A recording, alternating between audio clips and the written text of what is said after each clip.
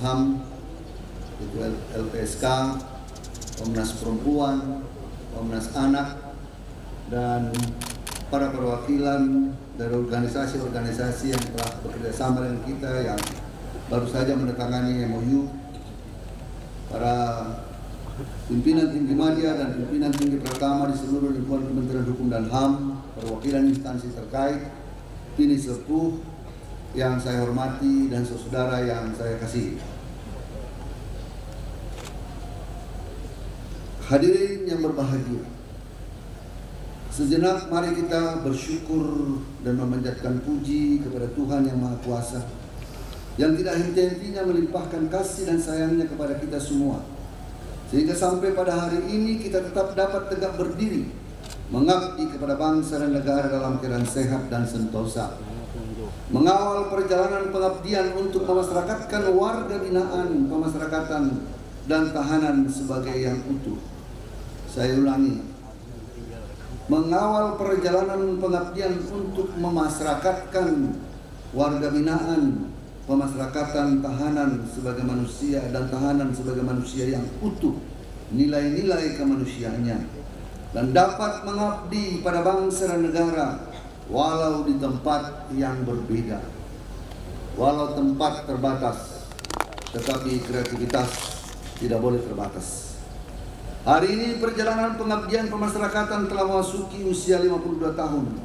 Tentu bukan usia yang muda lagi. Ini adalah usia yang matang, penuh pengalaman, penuh tentunya melalui gelombang pengalaman permasalahan, menghadapi tantangan, seharusnya menjadi suatu petarung tangguh dalam bagaimana kita memasyarakatkan warga binaan kita dan tahanan kita. Berbagai pengalaman kita telah dirasakan, manis bahkan kadang tanpa rasa. Hal ini tentunya sejalan dengan dinamika yang terjadi di luar tembok rumah besar yang orang selalu menyebutnya dengan nama penjara. Saya masih bisa membaca dari kejauhan amanat Presiden Republik Indonesia tahun 1964. Walaupun agak jauh saya masih bisa membaca.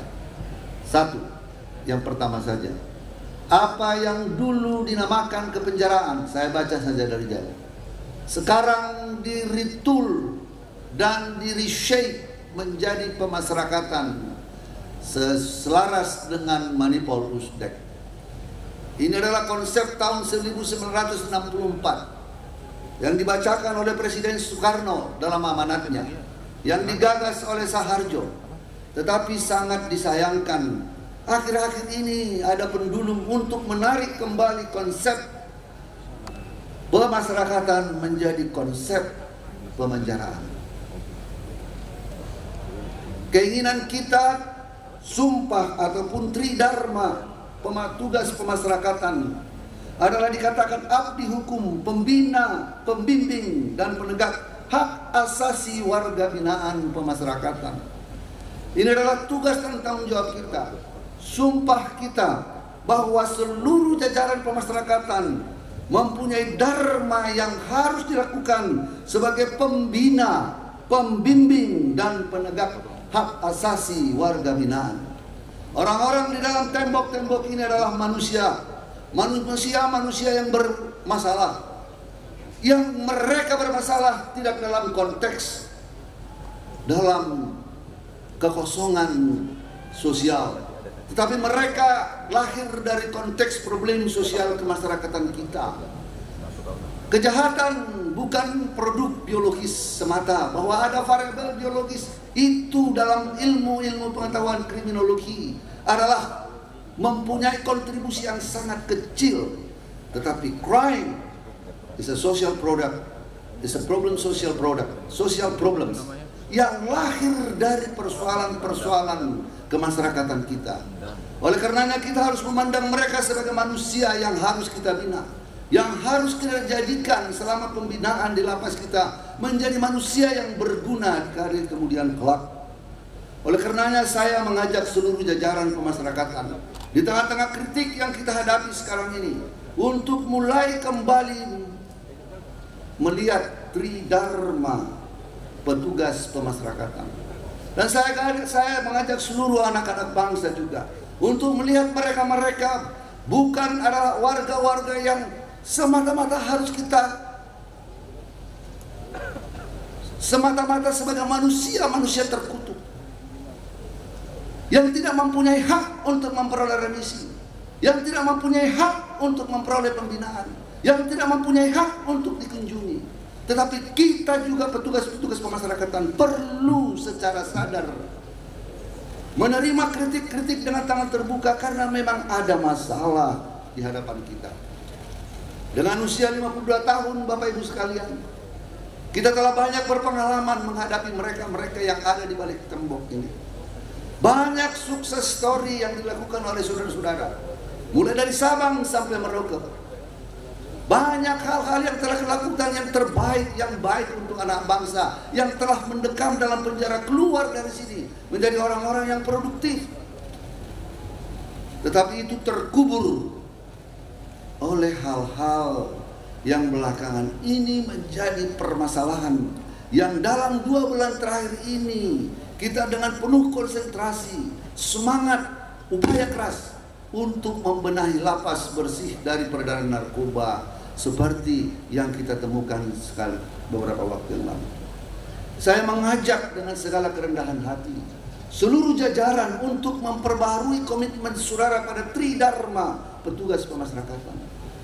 Saya mengajak saudara-saudara kembali dengan segala kerendahan hati.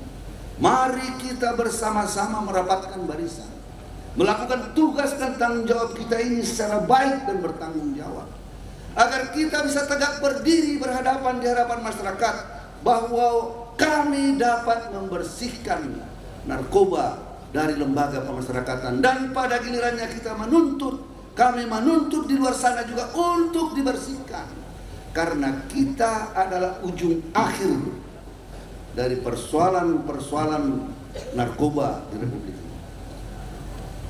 Untuk itu, saudara-saudara saya, kita sadar bahwa masyarakat semakin cerdas, kritis, tidak bisa lagi menerima jawaban yang bukan apa adanya.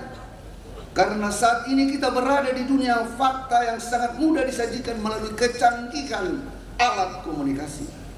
Sejalan dengan semua itu, seperti apa yang saya katakan tadi pada hari jadi ke-52 pemasyarakatan, dengan revolusi mental kita wujudkan pemasyarakatan pasti smart menjadi relevan untuk diwujudkan. Pelaksanaan tugas pemasyarakatan pada awal tahun ini mengalami ujian berat, utamanya dikaitkan dengan penyalahgunaan narkoba yang terjadi di lapas rutan dan cabang rutan, yang di tengah raya adanya keterlibatan oknum petugas pemasyarakatan. Kita harus jujur bahwa ada di antara kita sendiri menjadi orang-orang yang terlibat, orang-orang yang menghambakan dirinya untuk menjadi pengedar di dalam.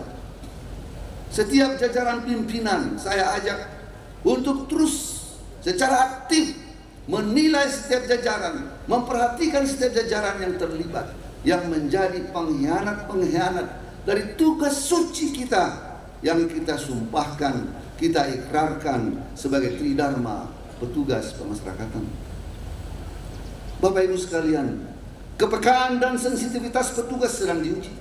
Saat ini pilihan adalah menjalankan pengabdian.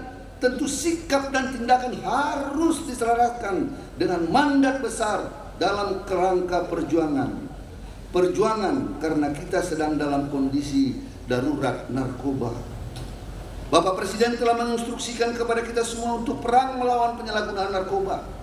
Kita sadar bahwa Indonesia merupakan bangsa yang besar, bangsa potensial bagi para bandar dan pengedar. Oleh karenanya tidak ada kata lain kecuali kita harus menghentikan tentu strategi dan upaya yang berguna.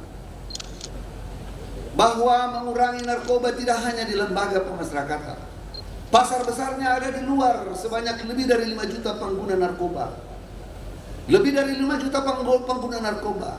Dalam hukum ekonomi, di mana ada permintaan, di situ ada penawaran. Kalau yang 5 juta sekarang ini akan masih bertambah, tidak bisa kita kontrol, maka bandar-bandar besar, baik itu dari Amerika Latin, baik itu dari Asia atas, baik itu dari tempat-tempat lain, akan terus memasukkan narkoba di Indonesia karena keuntungannya yang sangat besar. Oleh karenanya juga kita harus secara bersama-sama menurunkan demand melalui program-program kebangsaan, pendidikan di sekolah-sekolah, kampanye anti narkoba, gerakan pemberantasan masuknya narkoba ke dalam. Harus kita kurangi demand. Pada saat yang sama, petugas-petugas pemasyarakatan harus bersih dan tidak menjadi jaringan narkoba di dalam lembaga pemasyarakatan. Sebagaimana diketahui bersama bahwa permasalahan yang dihadapi oleh pemasyarakatan saat ini ada kaitannya dengan rendahnya nilai-nilai integritas, etos kerja, dan gotong royong pemasyarakatan dalam melaksanakan tugas-tugas kita. Bapak Ibu sekalian, peristiwa yang beberapa hari lalu, peristiwa Banca mengagetkan kita, menyedihkan kita semua, bahwa potensi kerawanan, potensi kerusuhan adalah sesuatu yang sangat nyata. Di tengah-tengah kompleksitas permasalahan overkapasitas, kekurangan petugas, ditambah dengan jaringan-jaringan orang yang berupaya secara sistematik terus mempengaruhi para petugas memasukkan barang-barang itu, ditambah dengan tidak adanya program rehabilitasi yang utuh di lembaga pemasyarakatan. Kita punya dana hanya 5.000 program rehabilitasi. Di dalam ada 61.000 napi dan tahanan. Berarti 55.000 ketergantungan itu ada masih di dalam. Orang-orang yang tidak bisa kita rehabilitasi. 5 juta ada di luar yang tidak bisa kita rehabilitasi, yang tentu menjadi pasar-pasar yang besar. Pertarungan melawan darurat narkoba harus melalui program yang komprehensif, melibatkan seluruh jajaran, Kementerian Pendidikan di sekolah-sekolah, kepolisian memberantas masuknya narkoba, kita membina orang-orang narkoba rehabilitasi, Kementerian Kesehatan membina rehabilitasi, Kementerian Sosial, para pendeta, para ustadz harus di dalam mimbar-mimbar khotbahnya harus terus mengajak jemaatnya, umatnya untuk melawan narkoba, untuk tidak mau terjebak dalam narkoba. Turunkan demand. Kalau demand tidak turun, maka penawaran masuknya narkoba akan tetap menjadi masalah bangsa. Untuk itu, bagian kita sebagai lembaga pemasyarakatan, saya mengajak adik-adik saya semua di sini. Saya mengajak saudara saya semua di sini. Mari kita mulai dari diri kita masing-masing. 52 tahun bukan umur yang masih muda. Sudah tua, sebentar lagi pensiun, tapi lembaga pemasyarakatan tidak pensiun. Kita masih punya tugas-tugas suci untuk membina orang-orang yang di balik ini yang penuh sesak dengan segala kompleksitas masalahnya. Saya mengajak Komnas HAM, anggota Komnas HAM untuk turut bersama-sama saya untuk meninjau lapas Ketua Komnas HAM. Dan dia mengatakan ini sangat bertentangan dengan hak-hak asasi manusia. Itu sebabnya kita mengadakan kerjasama di sini pada hari ini untuk melihat permasalahan kita secara objektif. Saya membaca di sebuah media tajuk nasional hari ini. Saya orang yang terbuka, siap untuk dikritik, yang mengatakan pengetatan remisi itu tidak perlu dirubah. Mereka belum tahu rasanya di dalam seperti apa. Mereka belum tahu rasanya bagaimana frustrasi dari orang-orang yang tidak punya harapan setelah memperbaiki diri, setelah menjadi trainer di dalam, setelah menjadi manusia-manusia produktif di dalam. Tidak ada artinya untuk berbuat baik. Tidak ada penghargaan. Bukankah dalam sistem manajemen modern dikatakan reward and punishment? Kalau kita membalikkan pendulum pemasyarakatan menjadi pemenjaraan, kita mundur jauh ke belakang. Konsep teknologi tahun 1800-an kita angkat kembali di abad 21. Ini adalah kemunduran cara berpikir.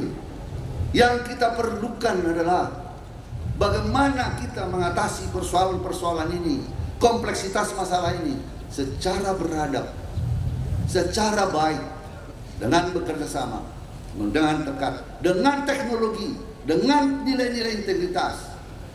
Mudah-mudahan kalau itu kita mulai dari lembaga pemasyarakatan, komitmen daripada setiap kita yang ada di sini, saya yakin dan percaya, saya menargetkan 6 bulan ke depan. Saya tahu ada beberapa teman-teman termasuk yang di Banjar yang terlalu overzealous, terlalu bersemangat sehingga melakukan hal-hal yang tidak sepatutnya. Saya mengajak kita tetap melakukan secara SOP-nya dengan pendekatan kemanusiaan. Tidak mungkin 20 petugas mengawasi 3.500 narapidana. Yang diperlukan adalah kemampuan individual kita membongkar mereka secara manusia, memperlakukan manusia sebagai manusia.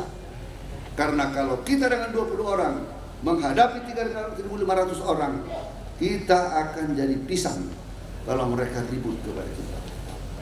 Oleh karenanya saudara, saudara adalah pejuang-pejuang yang tangguh menghadapi manusia-manusia yang bermasalah. Ketangguhan saudara sangat dibutuhkan pada saat itu. Saya sengaja mengambil kesempatan ini untuk lebih memberikan perhatian pada ulang tahun ke-52 ini. Kita introspeksi. Banyak hal-hal yang perlu kita perbaiki. Selain itu, pemasyarakatan selain memiliki peran dalam penegakan hukum, memiliki kontribusi besar terhadap pemasukan negara melalui penerimaan bukan pajak dari sektor industri kreatif. Bapak Ibu sekalian, anak-anak yang ada dalam hutan itu, ada yang bisa mampu membuat mebel yang bisa diproduksi dengan baik dan diekspor ke luar negeri. Apakah tidak kita memperhatikan itu? Ada yang membuat kerja dengan tangan bola yang diekspor ke luar negeri, bekerjasama dengan pihak ketiga. Di sini kita mengundang pihak ketiga untuk bekerjasama dengan kita. Beberapa waktu yang lalu, beberapa tahun yang lalu, bola Piala Dunia diproduksi di salah satu lapas kita dengan kerjasama dengan pihak ketiga. Bukankah itu sebagai suatu prestasi? Banyak prestasi-prestasi yang tidak kelihatan. Pada hari pameran industri hasil kerajinan Nafi beberapa waktu yang lalu di Kementerian Perindustrian yang menjadi agenda kita tiap tahun, kita melihat bagaimana hebatnya para narapidana warga binaan kita bisa membuat kreasi-kreasi yang sangat baik, lukisan-lukisan yang sangat baik. Itulah sekarang sasaran kita ke depan. Kita hendak meningkatkan lapas-lapas, kapasitas lapas-lapas kita sebagai lapas produksi dan lapas industri, agar persoalan-persoalan yang menghantui kita selama ini bisa kita selesaikan. Dan dengan komitmen, saya percaya semua kita bisa melakukannya. Pada saat yang sama, optimalisasi pengelolaan benda sitaan dan barang rubasan negara di rubasan. Untuk itu diperlukan regulasi yang dapat dijadikan payung hukum agar peran rubasan dalam pengelolaan benda sitaan dan barang rampasan negara berjalan terarah, transparan, dan akuntabel. Kita sedang mempersiapkan peraturan presiden tentang hal ini. Kalau kita melihat rubasan-rubasan kita, betapa hancurnya barang-barang mewah, hasil-hasil sitaan kita yang harganya mungkin kalau dikira dari Sabang sampai Merauke bisa ratusan miliar, percuma. Oleh karenanya melalui pembaruan peraturan ketentuan ini nanti kita berharap barang-barang ini menjadi PNBP buat kita. Dalam kesempatan yang berbahagia ini, saya ingin memberikan penghargaannya setinggi-tingginya kepada seluruh pihak yang telah membantu dan bekerja sama dalam penyelenggaraan tugas dan fungsi pemasyarakatan. Kepada Kepala Unit Pelaksana Teknis Pemasyarakatan dan petugas pemasyarakatan yang baru saja menerima penghargaan, saya ucapkan selamat dan penghargaan yang setinggi-tingginya. Dengan prestasi yang telah kalian raih, membuktikan bahwa permasalahan yang kita hadapi masih ada harapan dan jalan keluar untuk berbuat lebih baik. Kepada seluruh jajaran petugas pemasyarakatan, saya berpesan untuk tetap mengelola semangat untuk memberikan manfaat dengan penuh dedikasi dan loyalitas yang tinggi dan pantang menyerah. Walaupun di tengah-tengah keterbatasan fasilitas saudara-saudara, walaupun di tengah-tengah kekurangan petugas yang sangat nyata di hadapan kita semua, saya mengajak kita untuk memberikan yang terbaik, dan saya yakin kita mampu melakukannya. Disitulah kehebatan kita nanti. Dalam kapasitas yang serba terbatas, kita bisa melakukan yang lebih baik. Itu baru namanya top. Bukan kurangnya kemampuan yang melemahkan kita, tetapi secukupnya kesungguhan untuk menggunakan kemampuan yang ada. Jadilah petugas pemasyarakatan yang berprestasi tinggi, yang selalu memiliki karakter pejuang kemanusiaan, yang mengedepankan nilai-nilai akhlak yang luhur. Sekali lagi saya ingatkan bahwa pada sekarang ini kita berada dalam kapal besar Kementerian Hukum dan HAM, berlayar menuju pulau tujuan dengan tugas dan peran dalam kebersamaan, mewujudkan kemanfaatan hukum yang berkepastian. Dan inilah kata. Sekali lagi, ini dimulai dari masing-masing kita pribadi. Kalau masing-masing pribadi kita mengatakan no more, I am a new person, a new human being. Saya mulai sekarang bersumpah kepada diri saya sendiri untuk berkomitmen untuk tidak ikut serta menjadi bagian penyaluran narkoba, HP, dan hal-hal lain yang tidak sesuai dengan aturan. Maka mudah-mudahan dalam target yang saya sampaikan beberapa bulan ke depan, kita harap terjadi perbaikan yang lebih baik. Saya tidak mengimpikan membalikkan tangan bahwa kita dapat melakukan ini dalam satu hari satu malam. Diperlukan proses panjang. Tetapi kalau masing-masing kita, sekali lagi, masing-masing kita melakukan komitmen itu, insya Allah kita akan dapat melakukannya secara baik. Akhir kata, saya menyampaikan selamat Hari Bakti Pemasyarakatan ke-52. Semoga Tuhan yang Maha Kuasa mengiringi keinginan luhur kita dengan limpahan rahmat-Nya, nikmat dan karunia-Nya, untuk selalu mengabdi dan berbakti kepada nusa dan bangsa. Terima kasih atas perhatian saudara. Wallahu muwaffiq ila aqwamit thoriq. Wassalamualaikum warahmatullahi wabarakatuh.